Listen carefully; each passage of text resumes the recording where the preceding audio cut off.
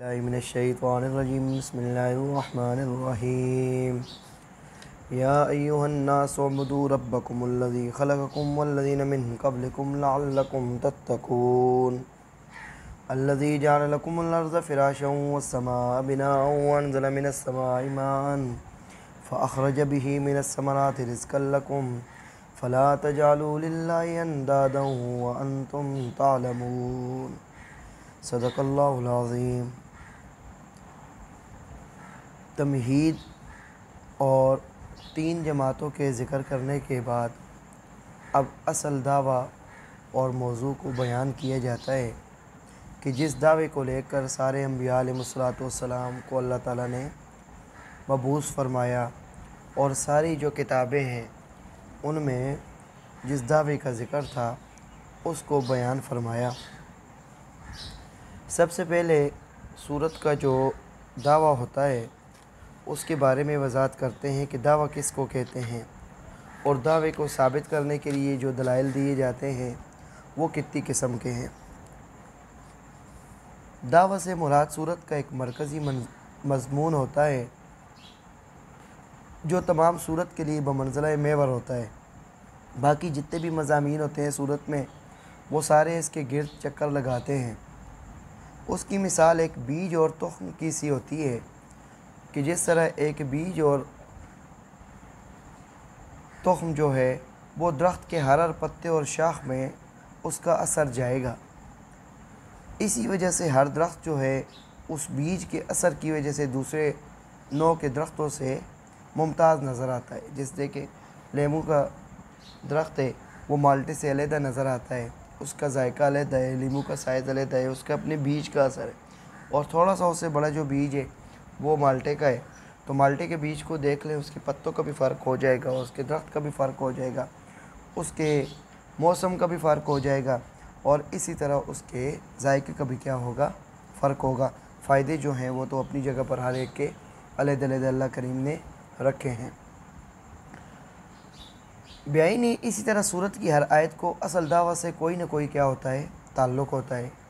اس کی بنا پر ایک سورت دوسرے سورت سے کیا ہوتی ہے، ممتاز نظر آتی ہے، علیحدہ طور پر کیا ہے، نظر آتی ہے۔ اب اس دعوے کو ذکر کرنے کے لیے 4 قسم کے دلائل دیے جاتے ہیں۔ کبھی دلیل عقلی ذکر کی جاتی ہے، اور دلیل عقلی جو ہے وہ اس لیے ذکر کیے جاتی ہیں، پہلے دلائل اس لیے ذکر کیے جاتے ہیں کہ مادہ انکار کا بالکل استحصال ہو جائے، کہ جو آگے منکرین ہیں جو انکار کر رہے ہیں اگر وہ شک کی بنا پر کر رہے ہیں، لا علمی کی بنا پر کر رہے ہیں، کسی کی باتوں میں آ کر رہے ہیں، تو ان دلائل میں غور کریں اور مادہ انکار بالکل اس کو وہ کیا ہو جائے، اس کے جڑ سے خاتمہ ہو جائے، منکرین کے لیے انکار کی کوئی گنجائش باقی نہ رہے۔ اب اس کے بعد دلیل عقلی اس لیے ذکر کی جاتی ہے کہ تاکہ ثابت ہو جائے کہ یہ دعویٰ جو عقل سلیم والے لوگ اپنے اس بستی کے اندر رہ رہے ہیں، آگے پیچھے جتنے بھی رہ رہے ہیں، جس تک یہ پیغام پہنچے گا ان کے عقل سلیم کے یہ عین مطابق ہے، اس سے ٹکراتا نہیں ہے۔ دوسرے نمبر پر پھر دلیل عقلی کے اندر ہی دوسری صورت ہے کہ ایسی دلیل کہ جس کو مد مقابل خود مانتا ہے۔ دلیل عقلی مع اعتراف الخصم، کہ خصم جو ہے مد مقابل جو اس دعوے کو انکار کرنے والا ہے لیکن اس دلیل عقلی کا وہ بھی انکار نہیں کرتا ہے۔ قرآن مقدس میں کئی مقامات پر اس کا کیا آتا ہے، ذکر آتا ہے، جیسے سورہ یونس میں آتا ہے قل من یرزقکم من السماء والارض امن یملک السمع والابصار، بتاؤ نا تمہیں آسمان سے کون رزق دیتا ہے اور زمین سے تمہیں کون رزق دیتا ہے، امن یملک السمع والابصار، اور وہ کون ہے جو تو تمام کام جو ہے وہ تدبیر کے ساتھ کرتا ہے، اور کون ہے جو کانوں کا اور آنکھوں کا مالک ہے، ومن یخرج الحی من المیت، اور کون ہے جو زندہ کو مردے سے نکالتا ہے اور مردہ کو زندہ سے پیدا کرتا ہے، ومن یدبر الامر، اور کون ہے جو سارے کاموں کی تدبیریں کرنے والا ہے، تو فسیقولون اللہ، تو وہ یہ اس بات کا انکار نہیں کریں گے، وہ کہیں گے کہ ان باتوں کو اللہ کریم کی ذات کرنے والی ہے۔ تو اللہ کریم کی ذات کو وہ مانتے تھے لیکن اس کی ذات اور صفات اور افعال کے اندر وہ اللہ کی مخلوق کو اس کے برابر مانتے تھے۔ تو جگہ جگہ اس چیز کو کیا ہے، بہت بڑا گناہ قرار دیا گیا ہے، ناقابل معافی گناہ قرار دیا گیا ہے کہ اللہ تعالیٰ کی ذات جس طرح اس کی ذات ہے کہ اس کے ذات کے مثل کوئی بھی نہیں ہے، اس کو بنانے کی کوشش کی جائے کہ یہ میرا اللہ ایسا ہے، معاذ اللہ یہ بھی شرک ہو جائے گا۔ مخلوق میں اس کی کسی کو برابر قرار دے دو تو یہ بھی شرک ہو جائے گا۔ اور اس کی جو صفت ہے، اب اس کی صفات ہے کہ وہ سنتا ہے، وہ دیکھتا ہے، لیکن اس کا سننا اور مخلوق کے سننے میں فرق ہے۔ مخلوق کا سننا ایک حد تک ہے اور اس کے سننے کی کوئی حد نہیں ہے۔ اس طرح اس کا دیکھنا جو ہے اس کی کوئی حدود نہیں ہے۔ مخلوق کے سننے کی کیا ہے؟ مخلوق کے دیکھنے کی حدود ہے۔ اور جو اس کے افعال ہیں، افعال کا مطلب ہے جو وہ کائنات کے اندر کر رہا ہے، تو مخلوق کے اندر کوئی اٹھ کر کوئی سائنسدان اس کے کرنے کے برابر نہیں کر سکتا کہ مخلوق میں اب مثال کے طور پر کوئی سائنسدان بڑا اپنے آپ کو کیا ہے فزکس کیمسٹری کا ماہر سمجھتا ہو، تو وہ سورج کے مقابلے میں دوسرا سورج بنا دے کہ ادھر سے ایک نکلنا شروع ہو جائے، شام کو غروب ہو تو دوسرا سورج نکل آئے۔ یعنی جو اس کے افعال ہیں نا، وہ انسانوں کو پیدا کر رہا ہے، اب جتنی مرضی ہے یہ کوشش کر رہے ہیں، انسان کو یہ نہیں پیدا کر سکتے۔ یعنی انسان کا جو بیج ہے وہ اللہ تعالیٰ کے کرم سے ہی پیدا ہوگا اور اس کے حکم سے پیدا ہوگا۔ اس کو آگے جا کر یہ چلو سائنس کے تجربات کے ذریعے کسی حد ممکن تک اس کو کیا کریں گے، آگے اس کی گرو دوائیوں کے ذریعے کریں گے، وہ بھی دوائیوں میں بھی اثر اللہ کریم کی ذات ڈالیں گے۔ تو یہ دلیل عقلی کی دوسری قسم ہے جس کو مد مقابل مانتے ہیں۔ اس کے بعد اس دعوے کو ذکر کرنے کے لیے دلیل نقلی بھی ذکر کی جاتی ہے جس کی 7 اقسام ہیں۔ اپنے مقام پر انشاءاللہ ان کا ذکر آئے گا۔ اور دلیل وحی کا بھی کیا ہے اس میں ذکر ہے، تو دلیل وحی جہاں پر ذکر ہوگا اس کو ہم بیان کریں گے۔ یہاں پر جو دعوی توحید ہے قرآن مقدس میں یہ 3 دفعہ اس سورہ بقرہ کے اندر قرآن مقدس کی صورت میں 3 دفعہ اس کا ذکر ہے۔ پہلے اس رکوع کے اندر اس کا ذکر ہے یا ایھا الناس اعبدوا ربکم الذی خلقکم۔ پھر اس کے بعد رکوع نمبر 19 کے اندر وَإِلٰہُکُمْ إِلٰہٌ وَاحِدٌ، وہاں پر اس کا ذکر ہے۔ اور پھر آیت الکرسی کے اندر دوبارہ اس کو ذکر کیا گیا ہے کہ مشرکین کی جو شرک کی اقسام ہیں ان ساری کو مد نظر رکھ کر بالترتیب ہر ایک سے کیا کیا گیا ہے، ان کو سمجھایا جا رہا ہے کہ ان ساری قسموں میں اللہ کا کوئی بھی شریک نہیں ہے۔ تم جہاں پر کیا ہے کوشش کر رہے ہو، جہاں سے تم نے امید لگا رکھی ہے تو تم نے غلط امید لگا رکھی ہے، وہاں سے تمہیں فائدہ نہیں ملنے والا ہے۔ پہلے شرک کرتے تھے، شرک فی الدعا، کہ وہ پکارنے کے اندر اللہ کی مخلوق کو کیا سمجھتے تھے، شرک اللہ کی مخلوق کو اللہ کے برابر سمجھتے تھے۔ جیسے جنگوں کے اندر بھی وہ کیا ہے نعرے لگاتے تھے کہ ہمارا عزا ہے تمہارا عزا نہیں ہے، ہمارا لات ہے تمہارا لات نہیں ہے۔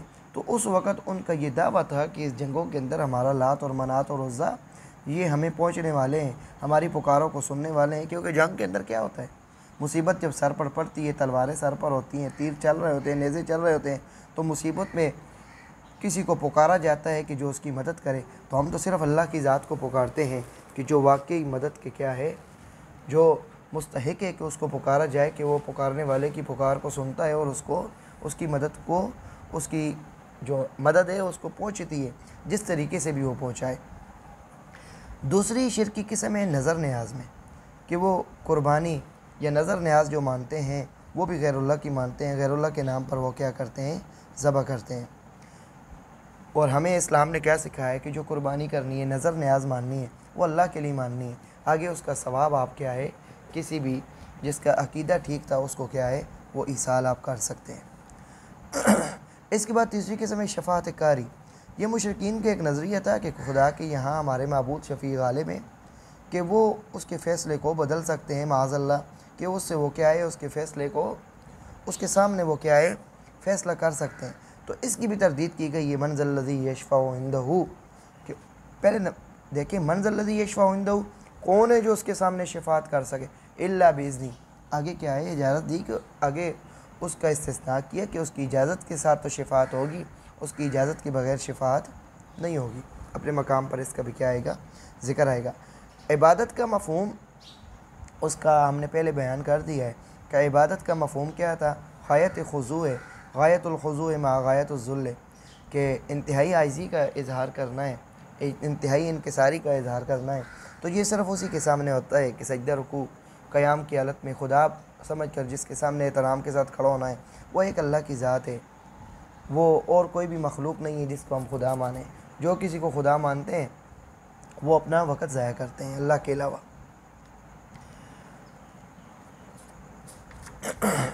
اعوذ باللہ من الشیطان الرجیم، بسم اللہ الرحمن الرحیم۔ یا ایھا الناس اعبدوا ربکم الذی خلقکم، اے لوگو، یہاں پر یہ عام حکم مومنین کو حکم نہیں ہے کہ صرف ایمان والوں کے ساتھ کیا ہے خطاب ہے، یہاں پر اللہ کی ہر جو اللہ تعالیٰ نے انسان کو پیدا کیا ہے، ان کی ہر نسل کو، ہر رہنے والے کو یہ کیا ہے خطاب ہے۔ یا ایھا الناس، اے لوگو، اعبدوا ربکم، اپنے رب کی عبادت کرو۔ اب یہاں پر اعبدوا ربکم یہ دعوے کا ایک جز ہے، فلا تجعلوا للہ اندادا، یہ دعوے کا کیا ہے ایک تتمہ ہے، ایک قسم کا اس دعوے کے ساتھ اس کا کیا ہے ذکر ہے۔ اور آگے وہو بکل شیء علیم، یہ دلائل کے اندر اس کا کیا ہے یہ حصر، سارے دلائل کے ساتھ اس کا کیا آئے گا، اس کا ذکر آئے گا۔ اس کو سامنے رکھیں گے تو ساری بات کیا ہے سمجھ آئے گی۔ یا ایھا الناس اعبدوا ربکم الذی خلقکم والذین من قبلکم لعلکم تتقون، اے لوگو اپنے رب کی عبادت کرو، وہ رب، ایسا رب جس نے تمہیں پیدا کیا، والذین من قبلکم، اور ان کو بھی پیدا کیا جو تم سے پہلے تھے۔ یہاں پر جو دلیل عقلی پیش کی گئی ہے وہ 5 امور پر کیا ہے مشتمل ہے۔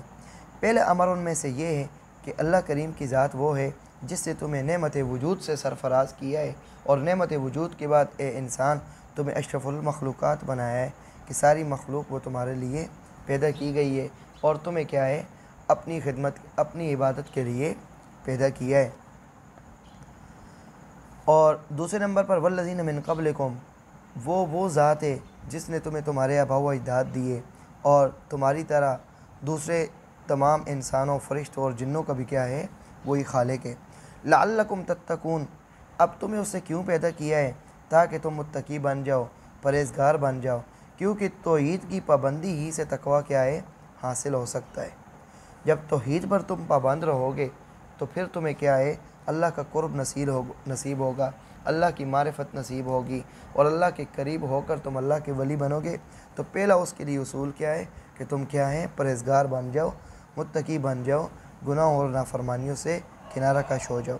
لعل جو ہے یہ عام طور پر لعل اور عسیٰ یہ ترجیح کے لیے آتا ہے، شاید کے معنی کے لیے آتا ہے، لیکن جب اللہ کی طرف اس کی نسبت ہو تو وہاں پر شاید اور امید ہے والی بات نہیں ہے۔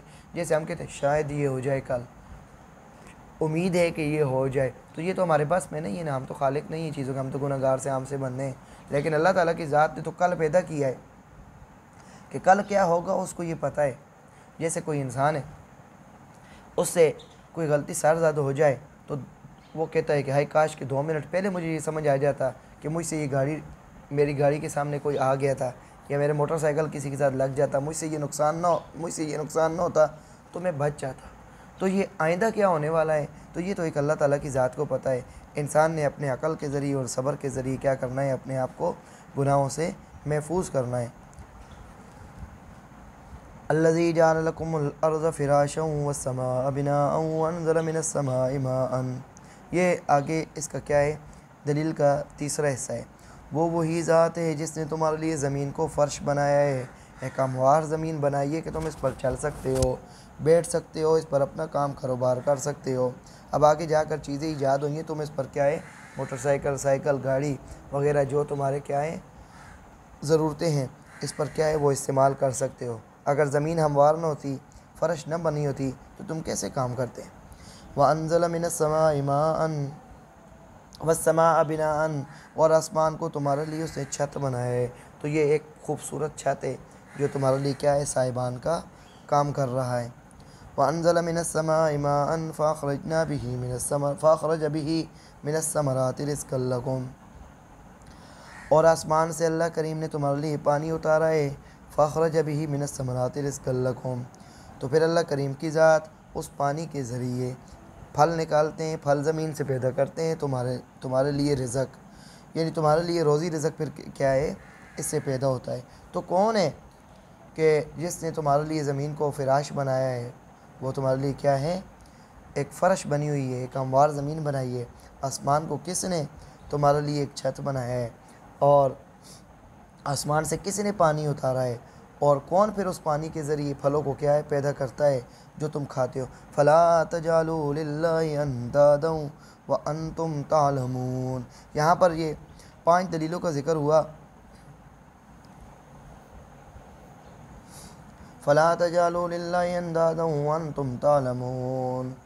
اب اتنے بڑے محسن اور مربی جس نے تمہارے لیے، جس سے تمہیں بھی پیدا کیا، تم سے پہلے لوگوں کو بھی پیدا کیا، زمین بھی تمہیں دی، آسمان بھی دیا، آسمان سے بارش بھی دی، ہر قسم کے میوے دیے۔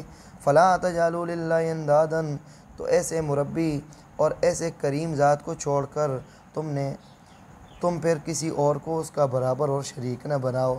فلا تجعلوا للہ اندادا وانتم تعلمون، نہ بناؤ تم اس کے لیے کوئی شریک، حالانکہ تم اس بات کو جانتے ہو، تم اس بات کے معترف ہو کہ یہ چیزیں اور کسی نے نہیں پیدا کی ہیں، پھر بھی تم اس کا کیا ہے، شریک بناتے ہو۔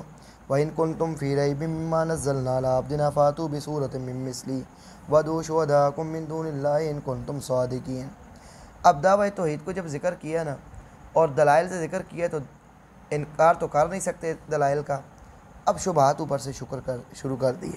سورہ یونس میں یہ شبہ ذکر ہے کہ وہ کہتے ہیں ام یقولون افترا، کیا وہ کہتے ہیں کہ نبی نے اپنی طرف سے اس کو بنا لیا ہے۔ اب اس کا یہ جواب ہے کہ یہ تمہاری بہت ہی کیا ہے، گھٹیا سوچ ہے کہ تمہارے اندر جو زندگی گزارنے والا انسان ہے کہ جس نے تمہارے ساتھ صادق اور امین بن کے زندگی گزاری ہے، تم نے اس کے اوپر کیا ہے، بہتان لگایا ہے کہ یہ کلام اپنی طرف سے کیا ہے وہ بنا لایا ہے، اور اس میں ایسی چیزوں کی مثالیں ہیں کہ جن کو کیا ہے، مکڑی ہے، ایسے ہی مچھر ہے، ان چیزوں کی یہ مثالیں ہیں۔ تو یہ بھلا اللہ تعالیٰ کے نیک بندوں کی یہ کہ وہ کہتے تھے کہ یہ تو توہین ہے معاذ اللہ کہ ان کو کیا ہے، مکڑی کے جالے کے ساتھ ان کو تشبیہ دی جائے یا مچھر کے ساتھ ان کو کیا ہے، تشبیہ دی جائے۔ تو اس کا جواب یہ ہے، پہلی بات تو یہ ہے کہ اگر تمہیں اس ہمارے قرآن مقدس کے اترنے میں شک ہے تو تم اس کے برابر کوئی صورت لے آؤ۔ برابری سے کیا مراد ہے کہ جو اس کے کیا ہو، ہم پلہ ہو۔ ہمارے حضرت شیخ مولانا حسین صاحب رحمۃ اللہ نے فرمایا کہ فصاحت و بلاغت ایسی ہو، مضامین کی ندرت، واقعات ماضیہ، آیت کی صداقت، مثال و مواعظ کی اثر انگیزی، دلائل و براہین کی جامعیت اور